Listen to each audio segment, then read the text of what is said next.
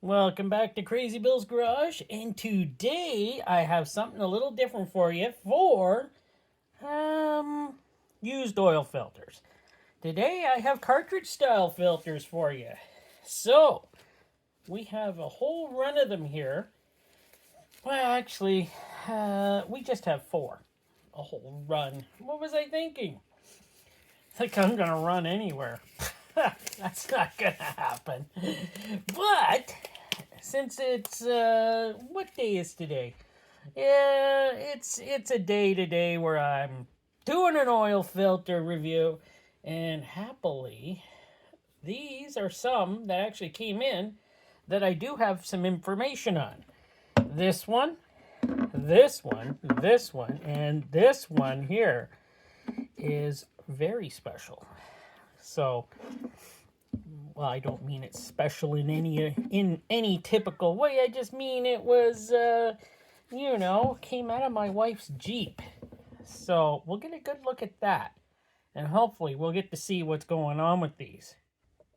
Now, the only reason it looks different here again is because I'm doing this from home, because I don't have time to do them at work right around now. Spring is coming. There's a lot of work to do, so I had to do this one at home. But I got all sorts of information here. I do know which vehicle each one of these came out of. So, let me get to take care of that here. And now I'm going to do, I'll do the wife's first. I'll do this one. As you might see, there's pieces here. Yes, that is a broken filter.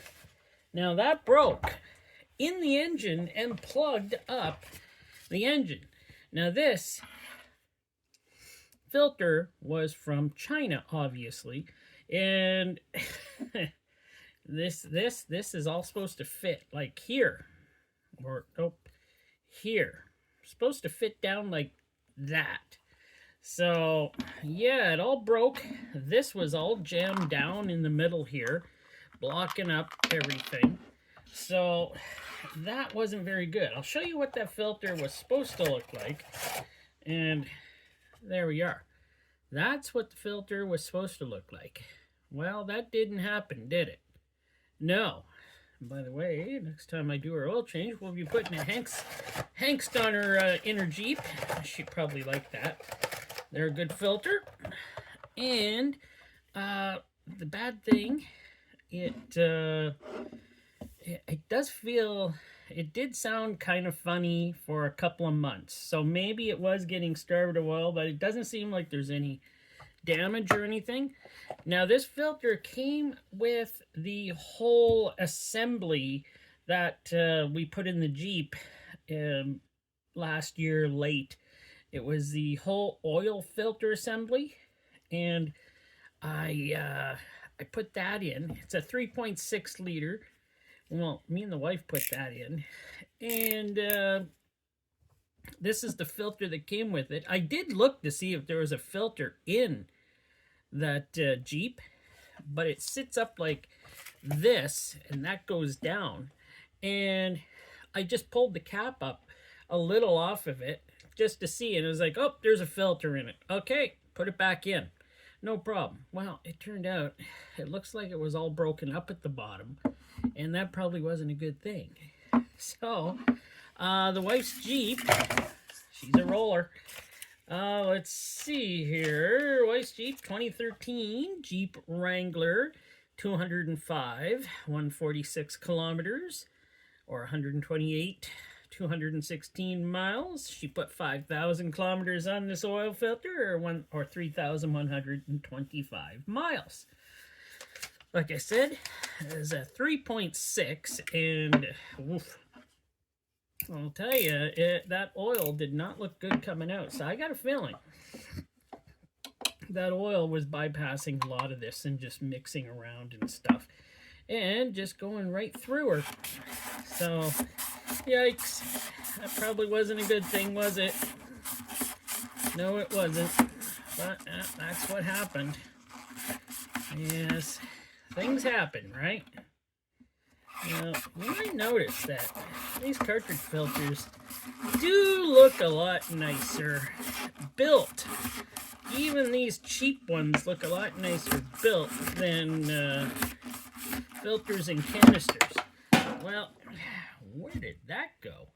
Well, that flew off the end, so I don't know where it went. She shot off. She's gone. She's gone for good. But there's what that looks like. And where's my other glove? Gotta have a glove. Cats are yelling, by the way. You know, you might have to put up with that through this, because these cats like to yell at me because they're mad because I'm using up. This filter stayed together pretty good. The cats want fed, and I'm not ready to feed them. So, wonder what I did with my flashlight. I will have to find it and turn the light on the camera. I can't turn the light on the camera. Dang. Now, hopefully you are able to see all this. I do have a light now. And see it well. I'll get a good look here.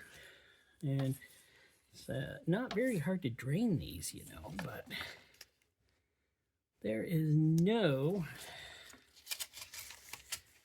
Well, there's a bit of junk in there. How do I set this light up so I can get her shining? Huh, there we go. So, oh, there's lots of metal in there. Now that I got the light on it, can you see it? Oh, this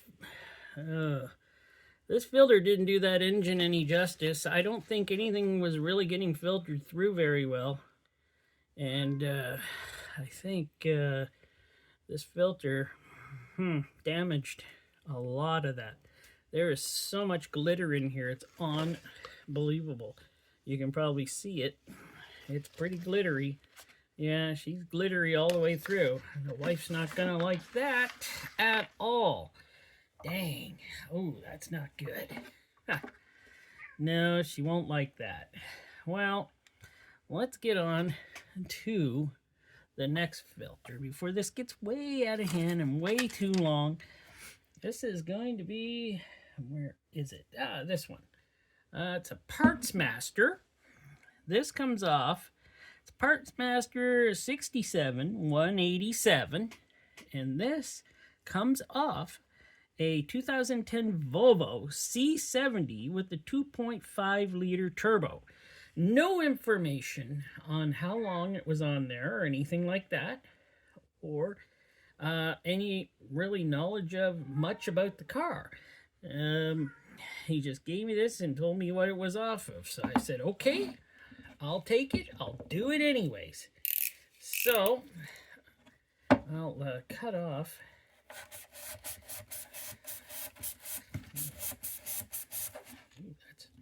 That's not easy to cut off for some reason. I don't have super knife here at home. Oh, I wish I did. Okay. There we go. There is that. Everything looks fine. It looks like this thing. Oh, interesting. It looks like this filter. As you know, I'm missing my super knife, and my flashlight fell. Oh, that's fine. I'll get through her anyways. Maybe. There. I'll break her through. So, where's my flashlight? There we are. We're set up here again. Let's see if there's anything wrong with this filter. There's a few pieces of stuff in there. I don't see too much of a metal glitter like the Jeep filter there was. So, and this one looks absolutely great. See, I don't know what the oil change was on it or anything, but it looks absolutely great. So that's a good thing. Next, we have the Mahle filter. Mahle OX388. This came off of a 2013 Volkswagen 2-liter diesel Passat. 401,800 kilometers. Oof. 125 miles. And he says he put 11,000 kilometers on this filter, or 6,875 miles. So that came off a Volkswagen. It feels like they got some sort of a fiber end cap here, but I'm not sure. It just feels like it. It feels like a very interesting filter. It feels like it's built really good. But Mahle does build some good filters. Okay, let's put you over here.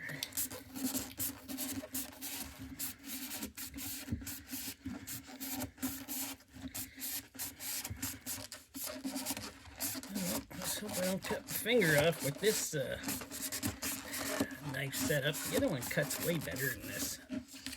Way better. There we go. Got that. Yeah, it's fine. I'm not thinking we'll see anything in here that's bad. Diesels seem to run pretty good forever, so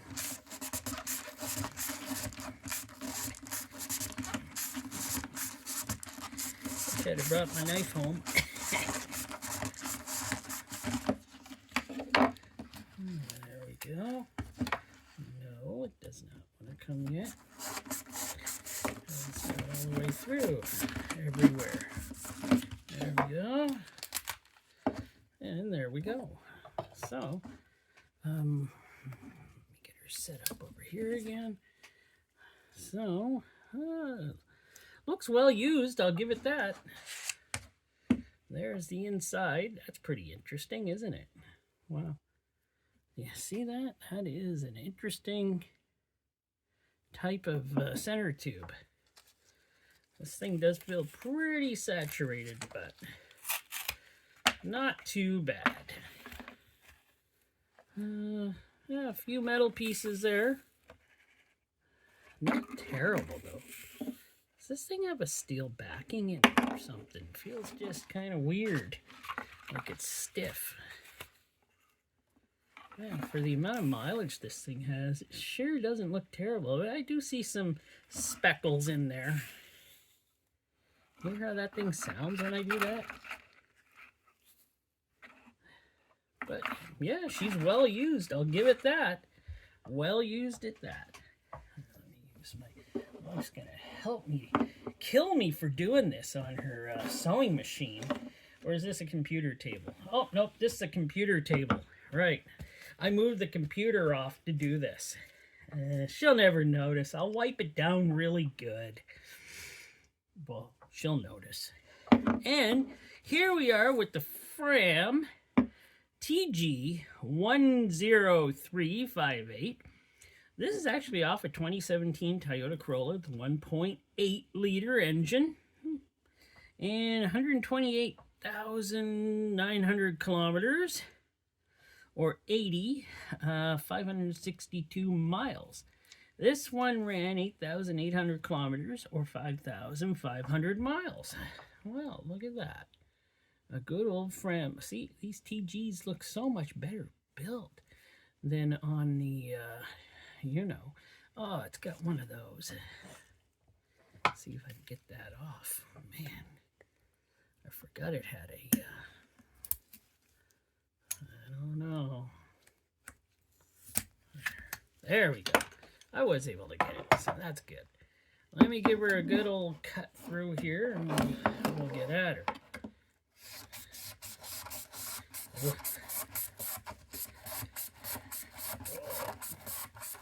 There. This knife is terrible for this. I think a steak knife would have worked better.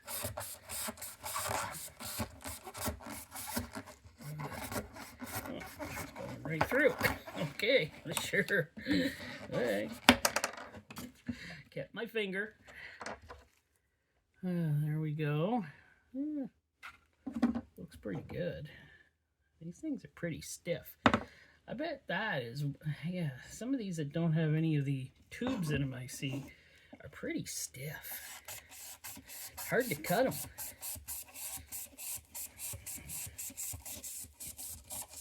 Wow, this is just, oof.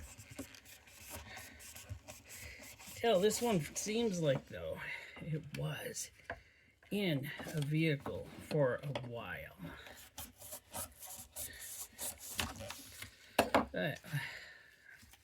Oh, she's stiff.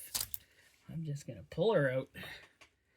And well, this is not the best area to be working on oil filters, by the way. And there we go. Well, what do we got? And pretty clean, pretty clean. Not too bad. I don't see anything bad in this filter. So, a little bit of sludginess there. A little bit. Not too bad. Well, there we go. So that's the 4 I have for you. And I hope it worked out fine. That's not exactly where I wanted to do this oil filter disassembly, but it's what happens. It's what happens sometimes when you don't have time to do them at work. I got to do them at home, which I think I'll be having to do a lot more often now because I'm not having as much time at work. So that's it for these. If you like me taking apart cartridge filters, tell me. I can do more of those in the future. I personally like the canister filters myself, but we don't have a lot of those right now, and I had a few of these lying around and figured I got information on them, so I used them. So hopefully you enjoyed it, and please give it a like and subscribe if you haven't. Thanks for watching.